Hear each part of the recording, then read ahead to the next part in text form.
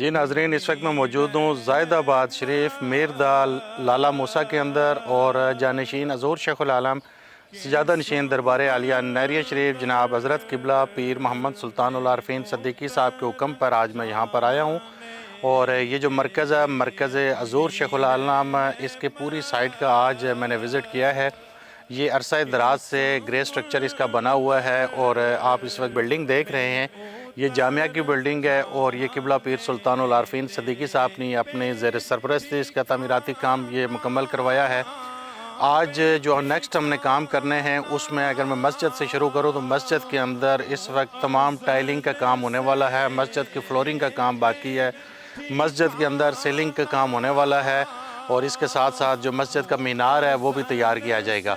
मस्जिद के साथ ही जो मज़ार शरीफ है, मज़ार शरीफ के अंदर भी तमाम फिनिशिंग का काम जो है वो इस वक्त होने वाला है।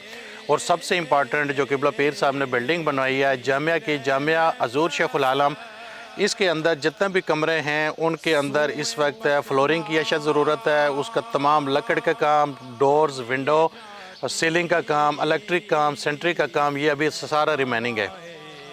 तो मेरी तमाम मुखैर हज़रात से रिक्वेस्ट है कि इस कार खैर में आप हिस्सा डालें और पीर साहब के दस्ते बाजू बनकर इस मंसूबे को मुकम्मल करें ताकि ये मरकज़ एक बार मुकम्मल तैयार होने के बाद ये भी अपना फैज़ तकसीम करे। बहुत शुक्रिया।